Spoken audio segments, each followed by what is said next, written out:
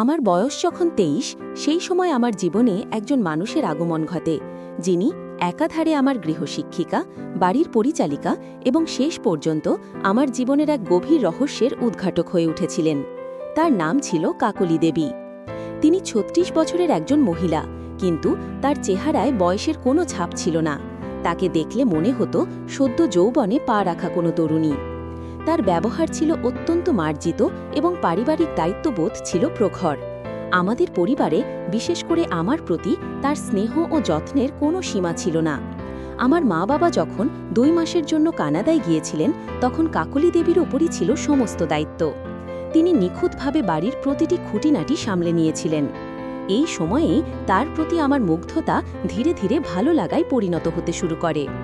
আমাদের মধ্যে কাজ নিয়ে সময় কাটত, গল্প হতো, কিন্তু এর আড়ালে এক নতুন আবেগ কাজ করছিল। একদিন আমি লাইব্রেরির বই গোছাচ্ছিলাম। তিনি এসে হাসি মুখে বললেন, আয়ান, তোমার পা দুটো দেখে মনে হচ্ছে আজ অনেক ধকল গেছে, তুমি বসো, আমি একটু তেল মালিশ করে দিই। আমি লজ্জিত হয়ে বারবার প্রত্যাখ্যান করেছিলাম, বলেছিলাম, না কাকলি দেবী, এটা ঠিক হবে না, আপনি আমার শিক্ষিকা, এটা কেমন দেখায়। কিন্তু তার আন্তরিক জোরের কাছে আমি হার মানতে বাধ্য হলাম। সেই তেল মালিশ আমার কাছে এক নতুন অভিজ্ঞতা ছিল। তার হাতের স্পর্শে মা এবং শিক্ষিকার ভালোবাসার এক অদ্ভুত সংমিশ্রণ ছিল, যা আমাকে দ্বিধায় ফেলে দিত। আমি ২৩ বছরের যুবক, তার এই ব্যতিক্রমী যত্নে হতভাগ হতাম। একদিন মায়ের আলমারি গোছাতে গিয়ে তিনি মায়ের একটি নকশা করা শাড়ি পরে আমার সামনে এলেন। শাড়িতে তাকে এত সুন্দর লাগছিল যে আমি কেবল মুগ্ধ দৃষ্টিতে তাকিয়ে রইলাম। তার চোখে ছিল এক ঝলমলে হাসি। তিনি জিজ্ঞেস করলেন, তোমার মায়ের এই শাড়িতে আমাকে কেমন লাগছে বলো তো। আমার মুখ থেকে একটি শব্দ বের হলো না। তার সৌন্দর্য যেন মুহূর্তের মধ্যে আমার চারপাশে একটি আলোর আভা তৈরি করেছিল। সেই দৃশ্য আমার মনে গেঁথে রইল। কয়েকদিন পর বন্ধুদের সঙ্গে আমার একটি পার্টিতে যাওয়ার কথা ছিল। কাকলি দেবী বললেন, তুমি সবসময় একা একাই যাও, আমাকে তো কখনো বাইরে নিয়ে যাও না। তার কথায় একরকম অভিমানও ছিল, আবার কৌতুকও ছিল।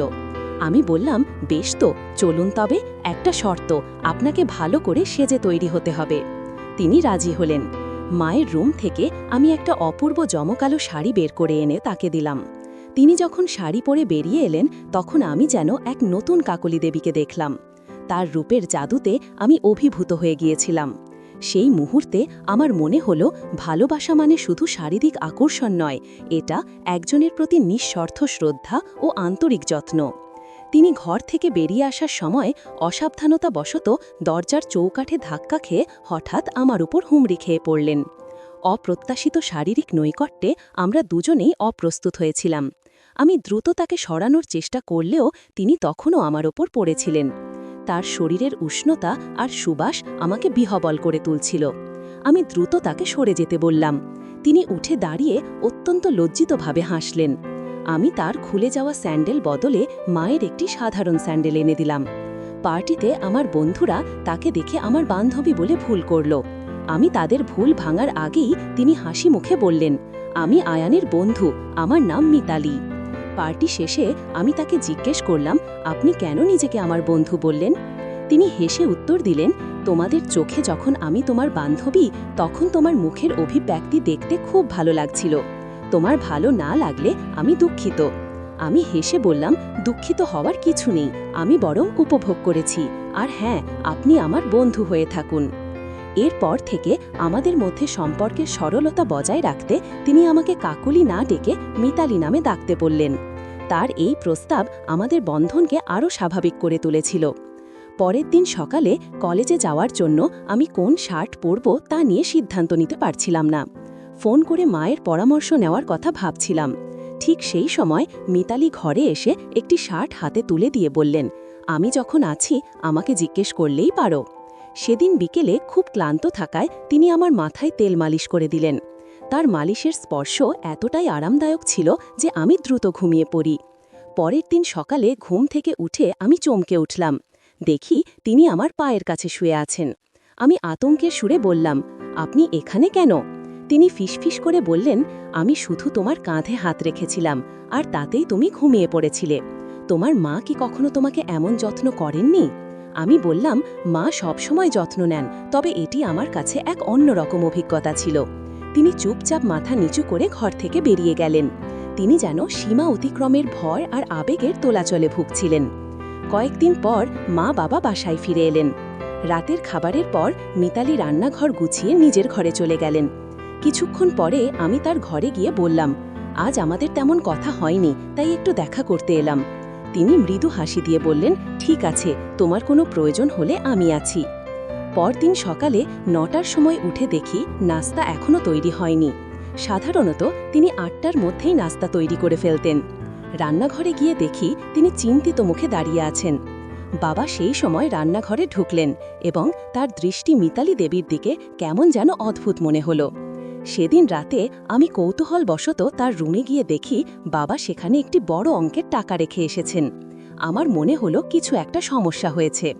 আমি বাবাকে জিজ্ঞেস করলাম, কাকলি দেবীর সঙ্গে কি কিছু হয়েছে? বাবা কোনো উত্তর না দিয়ে আমাকে নিজের ঘরে চলে যেতে বললেন, কিন্তু আমি রুম ছাড়লাম না। মিতালি ফুফু তখন আমাকে জড়িয়ে ধরে কাঁদতে শুরু করলেন।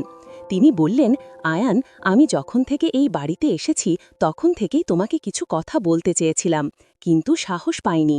আমি তাকে সান্ত্বনা দিলাম। ঠিক সেই মুহূর্তে মা বাবা দূর থেকে দৃশ্যটি দেখলেন। মা বাবার দিকে তাকিয়ে কঠোর দৃষ্টিতে বললেন, যদি তুমি কোনো অসহায় মহিলার সঙ্গে খারাপ কিছু করে থাকো তা আমি মেনে নেব না। পরিস্থিতি জটিল দেখে আমি ফিসফিস করে মিতালি দেবীকে বললাম, এখন চুপ থাকাই ভালো, এখান থেকে চলে যান। কিন্তু হঠাৎ তিনি চিৎকার করে বললেন, আমি আর চুপ থাকতে পারবো না, আমি আয়ানকে সব সত্যি বলবো। তিনি বলতে শুরু করলেন, তুমি জানো না যে তোমার আসল মা ছিলেন কর্বী, যিনি কয়েক বছর আগে এই বাড়িতে কাজ করতে এসেছিলেন। তিনি যমজ সন্তানের জন্ম দিয়েছিলেন। তাদের মধ্যে একজনকে আমি বড় করেছি আর অন্যজন তুমি।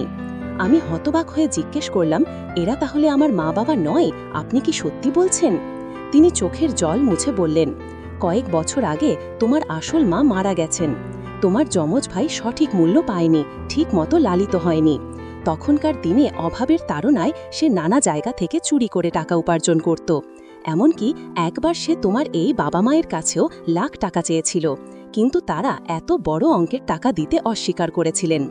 বাধ্য হয়ে তোমার বাবা মা আমাকে তোমাকে দত্তক নেওয়ার জন্য টাকা দিয়েছিলেন, যাতে সত্যটা কখনো প্রকাশ না হয়। আমি সেই টাকা সঠিকভাবে ব্যবহার করতে পারিনি এবং তোমার ভাইকে আমি ভালোবাসলেও সঠিক পথে লালন পালন করতে ব্যর্থ হয়েছি। আমি গভীর নিঃশ্বাস নিয়ে বললাম, আপনি যা বললেন তা বিশ্বাস করা কঠিন, তবে আপনি আমাকে যে ভালোবাসা ও যত্ন দিয়েছেন তা সত্যি। আমার বর্তমান বাবা মাও আমাকে অনেক ভালোবাসেন, তাই আমার কোনো কষ্ট হয় না। মিতালি ফুফু বেদনাহত কণ্ঠে বললেন, আয়ান, যদি আমি টাকার চেয়ে সঠিক মূল্যবোধ ও শিক্ষার গুরুত্ব বুঝতাম তাহলে আজ তোমার ভাই হয়তো বেঁচে থাকত এবং নিজের পথে সফলতা অর্জন করতে পারত। টাকা দিয়ে ভালো পোশাক কিনতে পারেন, কিন্তু মূল্যবোধ কেনা যায় না। মিথ্যের আশ্রয় হয়তো সাময়িক সুখ এনে দেয়, কিন্তু তার আয়ু দীর্ঘস্থায়ী হয় না। তার কথায় এক গভীর সত্য ছিল। মিতালি ফুফুর ভালোবাসার প্রতিদান হিসেবে আমি তার হাত ধরে বললাম, আপনি আমার জীবনের এক অংশ। আপনি আমার জন্য যা করেছেন তার মূল্য অপরিসীম। আপনি যা ভুল করেছেন তা আপনার পরিস্থিতির জন্য, কিন্তু আপনার আন্তরিকতা মিথ্যে নয়। আপনার ভালোবাসাই আমার কাছে সবথেকে বড় প্রতিদান।